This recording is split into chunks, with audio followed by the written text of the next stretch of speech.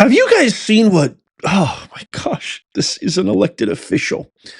Jasmine, full of Crockett, just posted on her Facebook story. If you don't know what that is, don't worry. She posted this online, a stick figure representation of her and AOC doing something to a Republican. I'm going to share that with you. Also, we have border czar Tom Homan educating Representative Jasmine. It's almost impossible. It's weird for me to say this is an actual elected official because she acts a fool every turn, every single day, never ceases to fail how much of an embarrassment she is to our nation. Also, this is an interesting story out of my home state, California, which is being run into the ground by the worst leadership we've had here in decades.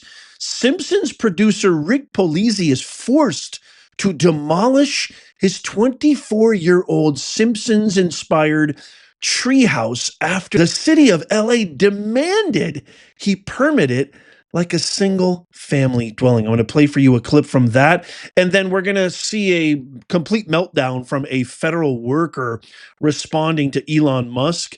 And lastly, Zelensky sends a letter to President Trump. So let's just jump right into it. This is a clip from Jasmine Crockett's Facebook story. Check this out.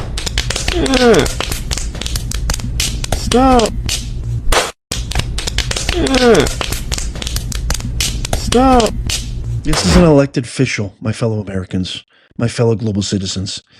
This is the national disgrace that is the Hippocrats, aka the Democrats. This, by the way, is supposed to be the front runner, perhaps the new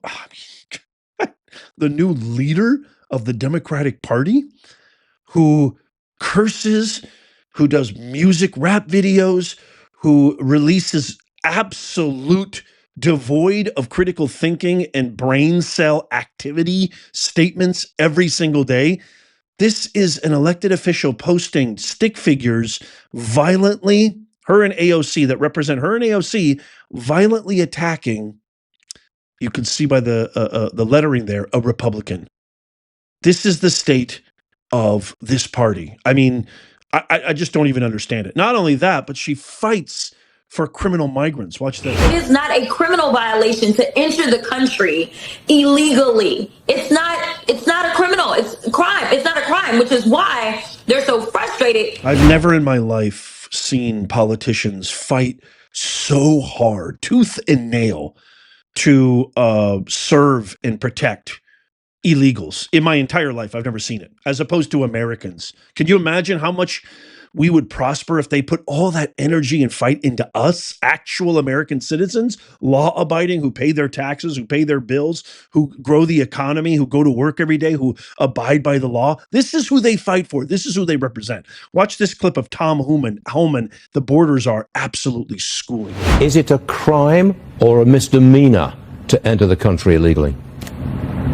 It's a crime to enter the country illegally on Title 8, United States Code 1325, and it's really pathetic that any member of Congress don't understand what the law says. They wrote the law. They enacted the law. It was signed by the president. It's a criminal violation to enter the country illegally. If you've entered it prior, it's a felony. So, I've been saying this for I don't know how long on your show, and I had to educate AOC years ago during the hearing that it's a crime to enter this country illegally, and we're going to enforce those laws. I mean, isn't it in the very definition of the terms? You entered the country illegally.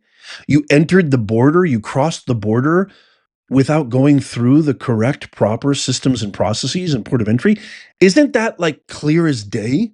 Why are you fighting for these guys? I mean, we know why. We all know why, right? It's because they want to create a uniparty. They're dumping these people in swing states, hoping that they vote for Democrats so they can pretty much change the entire. It's what's happening in Europe right now. And God bless J.D. Vance for going over there and saying it to their face. The UK, we have a lot of UK viewers. We have a lot of European viewers. We have a lot of Australian, New Zealand viewers. I love you guys. I love your comments. Please back me up.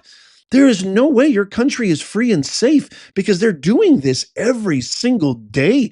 They're doing this all the time, and they almost got away with it here in America. Thank God. Thank God. We dodged not just a bullet, with Kamala. We dodged a missile. Okay, and this next story just really hits home with me as a California resident, somebody who, we have the 5th largest economy in the world. We're one of the most beautiful states. It's being run into the sewer by Newsom and Karen Bass.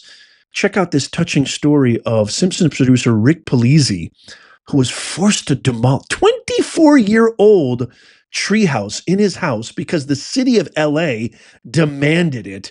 Watch this quickly. Rick Polizzi.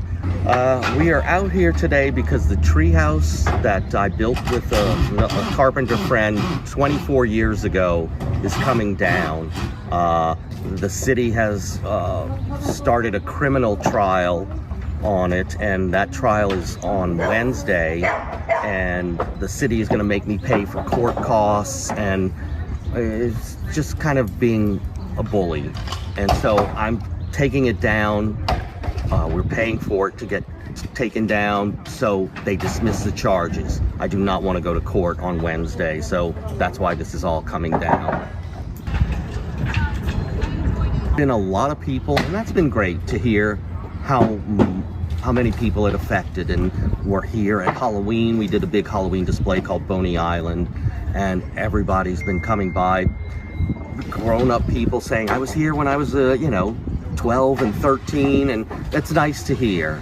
And you have fond memories of the treehouse, and I'm thrilled to hear that. I'm glad they got to experience it. A sad story. I mean, you just had the biggest, largest fire disaster this state has ever seen. We've got a homelessness problem that's gone completely out of control. There's now a scandal after Mayor Karen Bass wrongfully fired LA Fire Chief Crowley. And now, of all the problems the state has, you're focusing on this?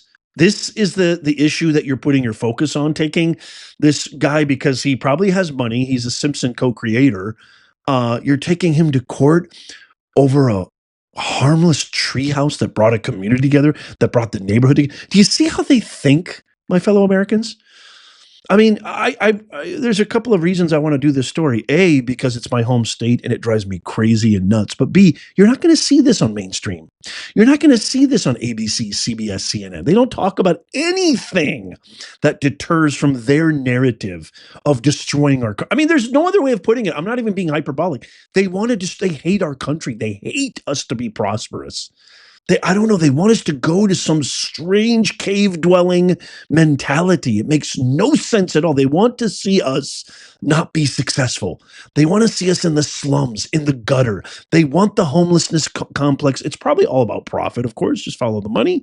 But somehow, them being outed by Doge, them being caught for the frauds that they are, them being held accountable, all these programs being exposed, somehow it ends their gravy train, and they don't want to see that happen. So I wanted to share that, shame on you, Karen Bass, shame on you, Gavin Newsom. And I'm just praying that Californians watch this, see this, and I'm praying that we make a change soon. Kamala Harris now wants to run for governor. Are you kidding me right now? I mean, that might just be the final straw to make me leave. I mean, I should have left a long time ago, but that's a whole nother story. Anyway, next story. A masked federal employee goes on a complete meltdown saying she's frightened to have to respond to Elon Musk's email saying what she accomplished at work. This is where our tax dollars are going. Check this out. When you wake up or when you're on your weekend and you get the fork in the road message, or you get the subsequent 5 bullets, hey, what the hell did you do, you lazy federal worker, this week? How frightening is it that someone on X, the owner of X, speaks to you directly to say, what did you do last week at work? And if you don't answer, I am going to fire you. But even more egregious, the president comes out, the most powerful person in the land, and endorses that message. How do you think that makes federal workers feel? For some reason, holding these people accountable and just simply asking, even Musk has said, you could even try to lie to me, at least do something. Just asking them to provide a simple 5 bullet pointed email of what you've done. It just absolutely, how dare you ask me what I've done on my job? How dare you ask me to list 5? I can list you 10 simple things. I edited about 10 videos. I added tags, titles, distributions, SEO, thumbnail. I created email newsletters. I created posts on X, on Facebook, on YouTube. I marketed it. I mean, that's just half the things I've done this past week. I can do it off the top of my head. I'm not even thinking. I'm just doing it off the top of my head. How hard is it for you to do that? And if it is that hard, what does that reveal about you in your position? I mean, am I nuts? I mean, if that person doesn't get fired immediately, Doge is not working hard enough. Okay, in our last story, this just happened. Trump envoy Steve Witkoff says this about President Zelensky of Ukraine and what he sent to President Trump. Check this out. Zelensky sent a letter to the president. He apologized for that whole incident that happened in the Oval Office. I think that was an important step. And there's been a lot of discussion between our teams and the Ukrainians and the Europeans who are relevant to this discussion as well. And I would like to describe it as progress.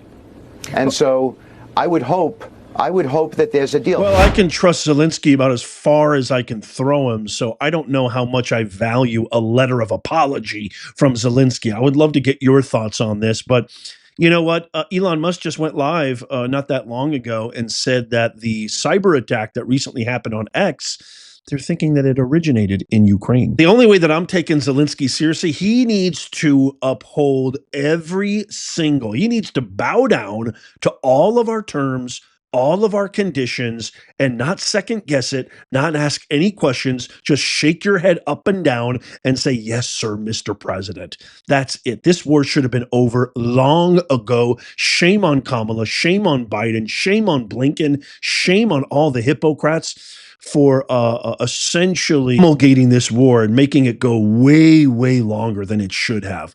So I mean, if I'm Trump right now, again, he has no cards. You don't have the cards. You got 0 cards. I've got all the cards. You've got nothing, right? You got nothing, Zelensky.